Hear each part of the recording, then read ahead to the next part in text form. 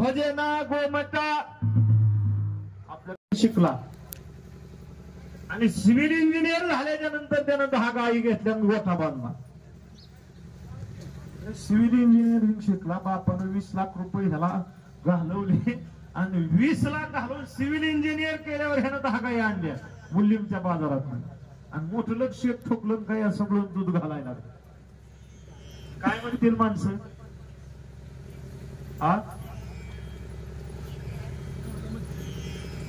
एखादा अजून काही शिकला, MBBS झाला, डॉक्टर झाला आणि पुन्हा शेती करायला लागला, आऊत हाणायला लागला, माणसं काय म्हणते? बघा किती शिकवलं ह्याला. आणि हा काय करतोय तर शेती करतोय, हा काय करतोय तर म्हणले दुकान टाकून बसला. कशाचं काय? मग इतकं शिकला आणि एवढे पैसे घालवले म्हणून तुम्ही त्याला चुकीचं ठरवता. देवानं सुद्धा हा देहाला देताना डिग्री दिली होती. हा देह फक्त भजनाकरता वापरला जाईल असा शिक्का हाणून लावलं होतं. याची देही घडे देवाचे भजन आणि कहे ज्ञान नाही कोठे. म्हणजे हा देह फक्त आणि फक्त भजनाच्याच कामाला वापरावा याकरता देवाने याची निर्मिती केली.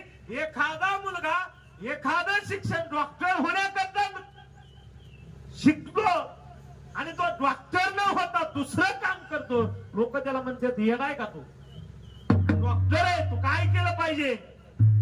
इथं राबण्यापेक्षा गावात जाऊन दवाखाना टाकला पाहिजे. माणसाच्या देहाला येणाऱ्यानं दुसरा दवाखाना टाकला. आपल्याला किती जणांनी येड्यात काढलं? आपण शहाणे आहोत का? आपली डिग्री भजनाची आणि आपण राबतोय बैलावानी, आपण राबतोय गाढवावानी, आपण राबतोय आणि राबणं नाही झालं की पुन्हा पडतोय कुत्र्यावानी. कारण आपल्या आयुष्यातली 60 वर्ष ही आपण मागून आणलेली. कुणाकडून? 100 वर्षाचा मानव देह, पण देवानं देताना 40 बरोबर करून दिली होती सगळ्याला. पण याला वाटलं 40 मला कमी पडते, देवा कुणाची तरी असली तर मला उसनी द्या, म्हणून 7 वर्ष उसनी घेतली. 20 वर्ष 3 जणांची. कुत्र्याचं आयुष्य 40 वर्ष, गाढवाचं आयुष्य 40 वर्ष आणि बैलाचं आयुष्य 40 वर्ष. ती तिघही म्हणले आम्हाला इतकं नको, लय राबावं लागतंय. ते म्हणले आमची देवानी मी कटकर आणि राहिलेली 20 आम्हाला राहू दे, बाकीचे 20 यांना देऊन टाक. यांना लय पाहिजे का नाही आयुष्य, आमचं घ्या. पण जसं एखाद्याच्या घरचं खाल्लेलं अन्न सुद्धा पोटात गेल्याच्या नंतर गुंडावतं, एखाद्या जागेवर जर जास्त वेळ गुण दाखवते, तसं त्याचं आयुष्य घेतलं, त्याच्या आयुष्यानं सुद्धा गुण दाखवलं. 1 वर्षापासून ते 40 वर्षापर्यंत आयुष्य माणसाचं जगायला कोणाला अडचण? किती वय होईपर्यंत? 40 होईपर्यंत मजा आहे. 40 संपून 41 लागलं की बैलाचं चालू होतं. सिंगल जुकणी घालून नाही चालला तर डबल पटा लावते. एकाकडनं नाही चालला तर डबल. इतकं काम की नाही जीवाला आराम. ते 7 गेलं आता होईना, पण बसू कोणी? सुरू झालं गाढवाचं. गाढवाला काम होत नाही आणि लोक त्याच्याकडनं काम करून घेतल्याशिवाय नाही काम केलं की त्याला असतो दांडक लगेच पडतं. 60च्या पुढे दांडकी पडायला सुरुवात माझी काही झाली नाही, जी झाली असतील त्याला माहिती कशी पडते. कुत्र्याव घालून सुना सुना म्हणते हिथच बसलाय का अजून, भाकरीची वाट बघत कधी करते. सगळ्याला आशा माझी याच करावा. हे 60च्या नंतर पडणारी काठी वन उमटल्याशिवाय राहत नाही, काठी तर दिसत नाही. हे झाले 60 ते 80 आणि 80च्या पुढे कुत्रा म्हणतो हे माझं, तू आता उग पडून राहा. त्यांनी काय बी म्हणू दे, हाड म्हणू दे, दगाळ घालू दे, नाही तर दांडका घालू दे, जागा सोडायची. 60 वर्ष त्याचे गुण दाखवतात.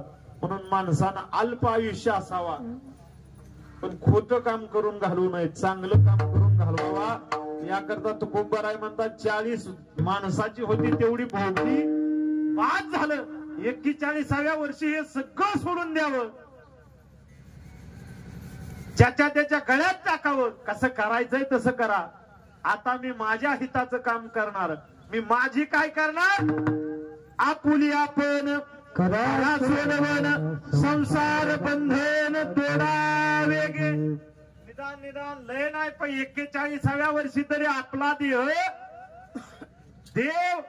देश आणि धर्माच्या कामाला लावावा. इथपर्यंत एक ठीक होत, पण इथून पुढे तुकोबाराय म्हणतात आता तरी सोड की मोह.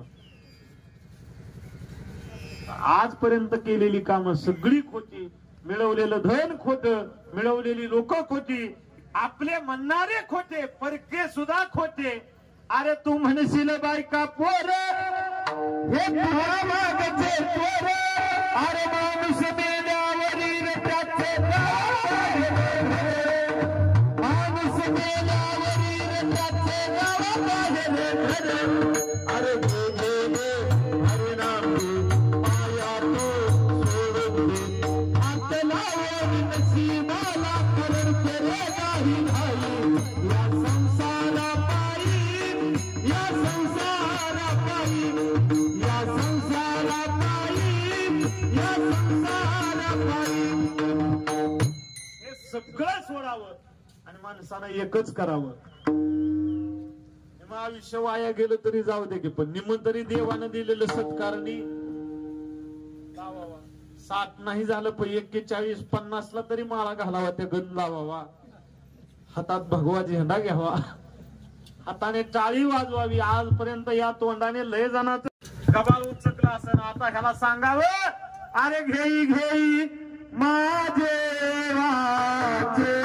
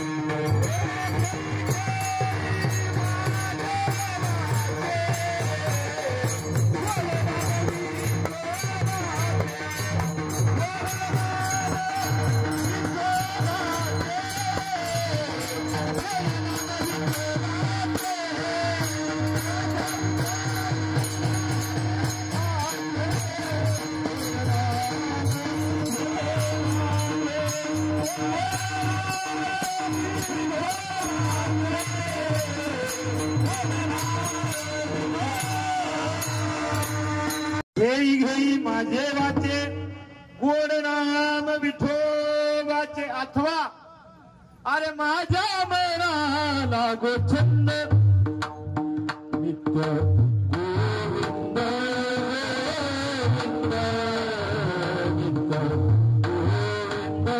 गोविंद गोविंद. माझ्या मनाला गोछंद माझ्या मनाला गोछंद म्हणावं. अरे कधी लागेल रे तुला गोडी अभंगाची. पण आपण आतापर्यंत म्हणतोय अरे बालपणी होते माझे मन हे अदान, तरुणपणी संसारात गेले सर्व ध्यान, गेले सर्व ध्यान. वृद्धपण येता आले जागती महान, मिळे जान पियसे ध्यान ध्यान, मिळे जान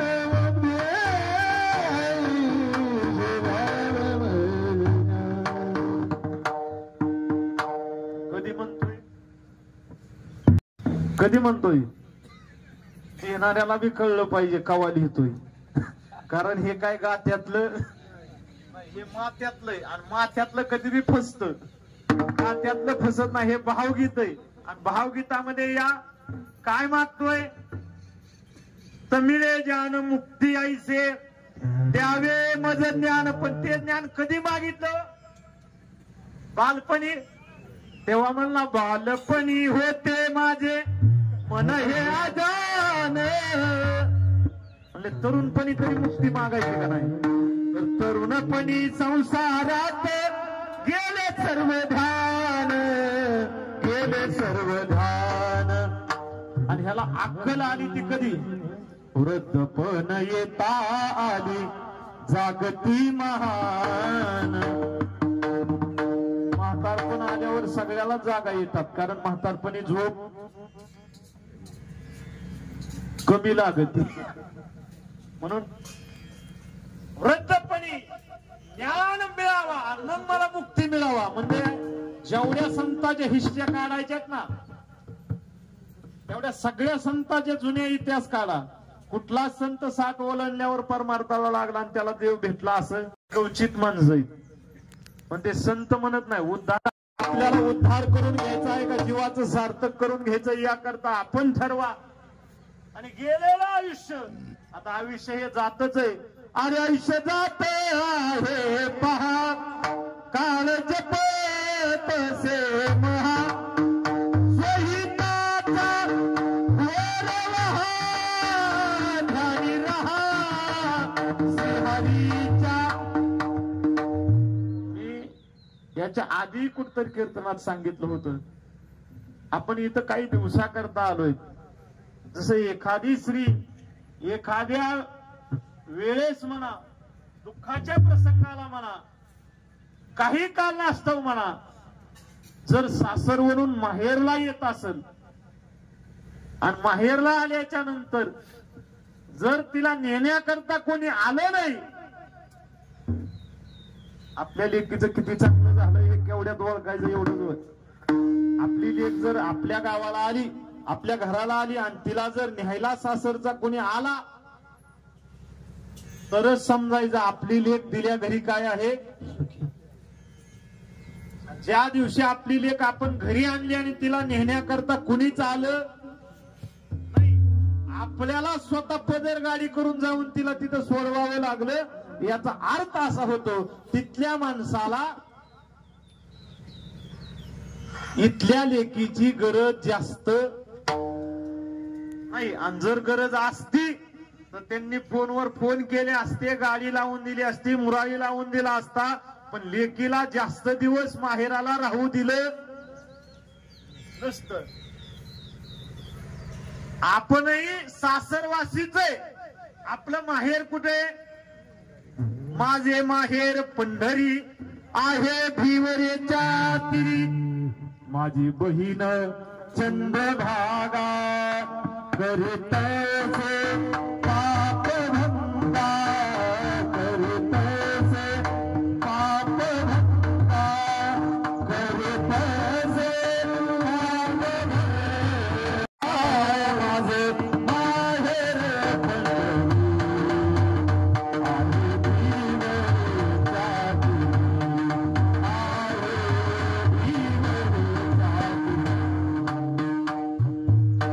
पंढरी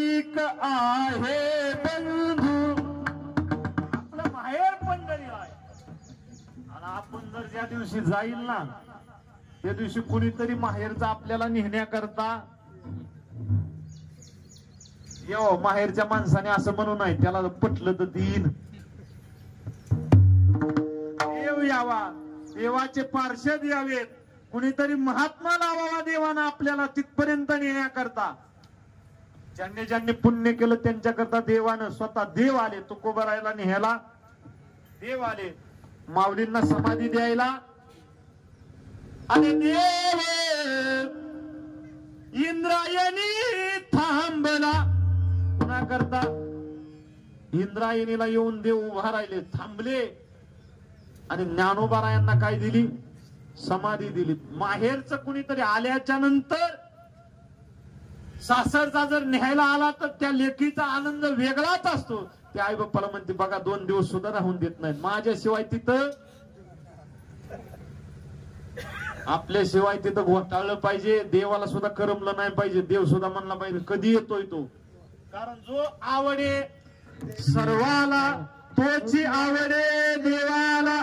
म्हणून आपली कधीतरी ओढ लागावी त्याला. त्यानं सुद्धा आपली काय केली पाहिजे? वाट बघितली पाहिजे. वाट. आणि देव हा वाट बघतो कुणाची? भक्ताची. देव वाट बघतो कुणाची? संताची. आणि म्हणून देव काय करतो? वैकुंठ सोडून संत सदनी राहिला. अरे ज्या सुखा कारणे देव वेगावला. धन्य धन्य ते संत सदन जेथे लक्ष्मी सहित शोभे नारायण. आपल्याला मरणाच्या वेळेस तरी कमीत कमी न्यायला आपल्या माहेरचा कोण यावा? मुरारी यावा. गरुड पुराणात सांगते ज्यानं गळ्यात माळ घातली, गंध लावला, असत्य गोष्ट कधी मुखाला आणली नाही, गरिबाची मदत केली, सत्यानं वागला, त्याला नेण्याकरता यम येत नाही. त्याला नेण्याकरता भगवान महाविष्णूचे पार्षद येतात. आपण ठरवायचंय आपल्याला न्यायला पार्षद येऊन द्यायचे का यमाचे? पालखी लावते आणि खांद्यावर पालखी घेऊन मन जाते. आणि जर आपण पुण्य नाही केलं तर आपल्याला नेण्याकरता यम येतो. यमाचे दूत येतात, रेड्या बसून येतात. येतानाच महाराज कुरूंच्या वादीचा एक हसून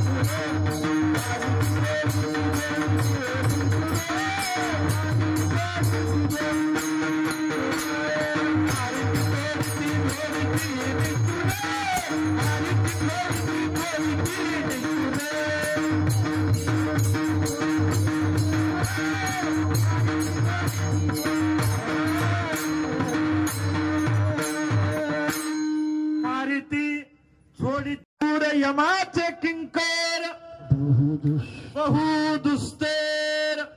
पण ते हानतेत का हो? मला एक जणाने विचारलं, म्हणले महाराज हानतेत कशा पाय? त्या म्हणलं तुला जा म्हणल्यावर तू जाशील का? आता जर इथं बसलेल्याला यम जर म्हणले झाला आपला टाइम चला, लगेच कस काय झाला? कुठे लिहिलंय? कुणी लिहिलंय? काय नाव आहे? कस काय? मी नाही जाणार. उद्या ये, परवा मीच का? बाकीचं गाव नाही का? शेजारचा नाही, बगलचा नाही, मागचा नाही, पुढचा नाही, मीच का एवढ्यात? सुखा समाधानानं प्रपंचात गुंतलेला माणूस निघत. मला सांगा, एखाद्या गायला एखादं गोचड चिटकावा, त्या गोचडाला किती वेळा सांगितल्या होती खाली उतरण? बरं नकोला का रागात ठेवती? ती गाय आहे, ती माय आहे, तिच्या अंगात 33 कोटी देवाचा वास आहे. तो आता तरी तिला किती विनवण्या केल्या गोचिड सोडून देईल. सांगून सोडत नाही. त्याला काय आणावं लागतं?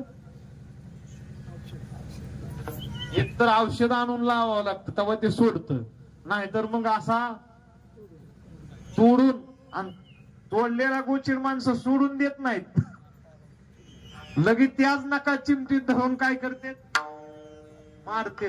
असं आपण प्रपंचरूपी गायीला चिटकलेले काय आहोत? आयुष्यात कधी दूध तर पेय भेटलंच नाही. त्याला वाटलं गायीला चिटकल्यावर दूध पेय भेटल, पण पेय भेटत ते रक्त. रक्त म्हणजे दुःख आहे आणि दूध म्हणजे सुख आहे. प्रपंचरूपी गायीला किती जरी गोचिडानं चिटकलं तरी त्या गोचिडाच्या होऊ नये. वासरू हो कधीतरी कुठल्या तरी गायचं. आणि मनमुकत महाराज पाना घालावा आणि अंतकरण पूर्ण होईपर्यंत पूर्ण सुखाला चिटकवून. म्हणून तर म्हणतात कुरुहा साधकासी काय. हे साधका करता काय? गाय गाय महाराज. आणि ती पाना घालून साधकाला असं दूध पाजते. त्याच्याकरता गायीचं वासरू व्हावं लागतं. गोचिड नाही. मग गोचिड न होता वासरू व्हावं आणि मग महाराज सुखानं जावं. आपला मुद्दा होता मारती तोडीती झोडीती निष्ठुर यमाचे किंकर बहु दुस्तर. याकरता माणसानं माळ नाही घातली तर सत्य बोलावं. सत्य नाही बोलणं झालं तर कुणाचं वाईट करू नये. कुणाचं वाईट न उच्चारता तेही नाही जमलं तर सेवा करावी, पण काहीतरी करावं आणि आपल्या मरणाचा सोहळा सुखद करावा. म्हणून संत महात्म्य अवतार घेऊन सांगतात, तुम्हाला सांगतोय काय करा. अरे सावध हो म्हणे भजनी लागा देव राखवारी. अरे बाजा मल्हारीची बाजा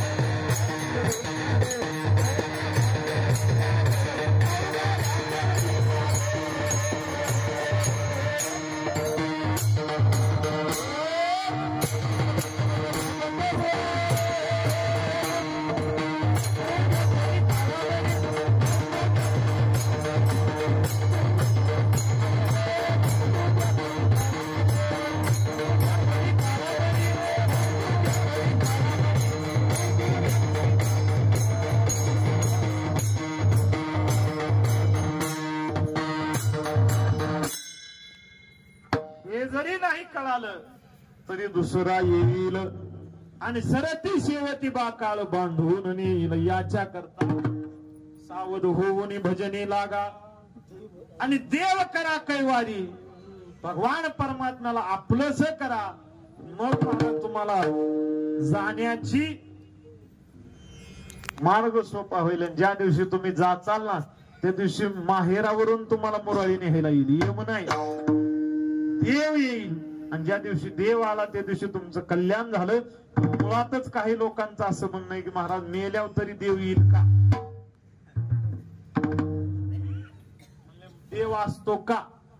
स्वर्ग असतं का? नरक असतं का? आणि जर असतं तर ते आमच्या ध्यानात कसं नाही, कारण आम्ही तिथले वारकरी आहोत. आम्ही कितीतरी वेळा इथं जन्माला आलो. अरे किती वेळा जन्मा यावे आपण किती वेळा जन्माला आलो, किती वेळा. होय ना, तो बघितला का स्वर्ग? नाही, मग बहुतेक तू नरकात असशील म्हणले नरक जरी बघितला का? म्हणले कोणाच ठाऊक. म्हणले स्वर्ग नरक असं काय असतं का? देव असतो का रे? किती जणाला मान्य आहे देव आहे म्हणून? आहे का मान्य तरी? आहे का देव आहे म्हणून? कशावरनं? दिसला होता, भेटला होता, रूप दाखवलं होतं, बघितला होता, जे हरी झालत. देव मान्य नाही? मान्य. मग आपण शेजारचा मान हलवतोय म्हणून काय करतोय? होईला देव आहे हे मान्य आहे का? आणि जर मान्य असतं तर आपण प्रपंच केलाच नसता. सगळी जण उठून देवळात गेलो असतो का? आपल्याला मान्य नाही अजून सुद्धा देव. आपल्याला अजून सुद्धा वाटतं माझ्याशिवाय माझं घर चालू शकत, म्या कमवल्याशिवाय हे गाव चालणार नाही, म्या केल्याशिवाय हे काम होणार, मी गेल्याशिवाय कुणी जाणार. अजूनही आपल्याला वाटतं, अजून तरी आपल्याला वाटतं का वृक्षाची पान हालेजाची सत्ता. आणि असं जर वाटत असतं तर आपण घरातनं बाहेरच निघलो नसतो का? तर देव करील तसं. जोवर आपण गुंतलोय, जोवर आपण पळतोय ना, तवर त्या माणसाने किती गण लागू द्या, माळा घालू द्या, वारी करू द्या, 100% समजून जायचं हे प्रपंचात रावलेलं आहे ना. ह्याचा विश्वास देवावर, ज्यांचा प्रपंचात पाय नव्हता देवावर विश्वास होता, त्याच्या घरचा प्रपंच देवाला येऊन केला. एवढंच नव्हे, देव काय काय झाला. अरे झाला महार पंढरीनाथ, काय सांगूया देवाची मात. देव काय काय झाला हो महाराज. जनाबाईसाठी देव श्री झाला. आणि जनाबाईच्या कोणा करता अजून बी होई होईच म्हणताय. अरे जनाबाईसाठी नाही रे, कोणासाठी? कोणासाठी झालता हो देव? सखूबाईसाठी. गाणं तरी ऐकता का नाही कधी मध्ये? अरे संत सखू साठी बघा देव सखू झाला, देव सखू झाला. संत सखू साठी देव सखू झाले. आणि तिच्या नवऱ्यासोबत महाराज प्रपंच केला. आपल्याकरता देव कुठंच उभा राहिला नाही. याला कारण आहे आपण देवापेक्षा प्रपंचाला जास्त किंमत दिली. आपण म्हणतो देव आहे, आपल्याला मान्य नाही म्हणून तो कोबाराय म्हणतात. मी तुमच्या पायावर डोकं टेकून सांगतोय बाबा, सकळांचे पाया माझे दंडवत, सकळांचे पाया माझे दंडवत.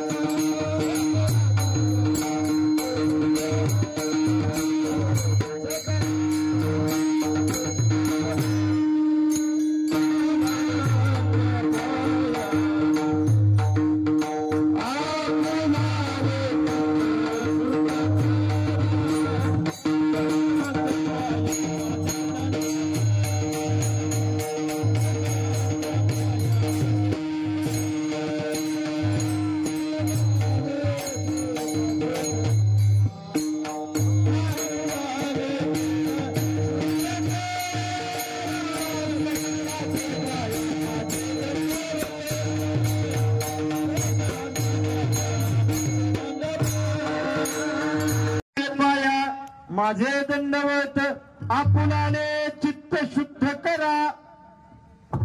देव आहे ह्याच्यावरती बी आपला विश्वास नाही. पण तोच देव आपल्या आई वडिलांना आहे ह्याच्यावर सुद्धा आपला विश्वास काय.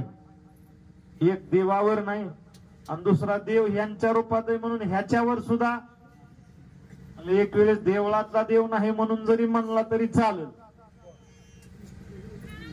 का तर तो तुला दिसत नाही. माणूस सहज म्हणतो महाराज गण लावून एवढ्या वारा करता, कधी देव दिसला का. म्हणले काय नाही, जन्म देणाऱ्या बापाकडे बघ त्यातच देव आहे. देव पाहायला कुठे शोधिसी रामेश्वर अनंत, कुठे शोधिसी काशी. हृदयातला भगवंत राहिला हृदयात उपाशी. हृदयातला भगवंत म्हणजे कोण. आपल्या घरचे ज्यांना आपल्याला हे हृदय दिलं, ज्यांना हा देह दिला, तो आपल्या करता कुणा समान आहे. अरे माय बाप केवळ काशी, तेने न जावे तीर्थासी. तेने न जावे तीर्थासी, तेने न जावे तीर्थासी. माय बाप केवळ काशी, तेने न जावे तीर्थाशी. त्यातला देव नाही कळला बावळट, ते जाऊ दे, त्यातला तरी समजून घे. कारण बाहेर धाकटी मूर्ती उभा आहे, अंतरात आतली थोरली मूर्ती उभा आहे. पण त्या थोरल्या मूर्तीवरती जिचा उपकार आहे तो आपला थोरला राहू धाकटा राहू दे, पण थोरल्याचं तरी ऋण फेड. देवाच्या ऋणापेक्षा आई वडिलाचं तरी ऋण फेडून माणसानं जावं. देवाचं भजन करणं सगळ्यालाच जमलं असं, कारण देवाच्या भजनाला एक प्रमाण आहे. गाता येईल तेनेची गावे, ये रे हरी हरी म्हणावे. पण तेही हरी सगळ्याच्याच मुखाला येईल असं सांगता येत नाही. काही जणांच्या मुखाला तेही येत नाही.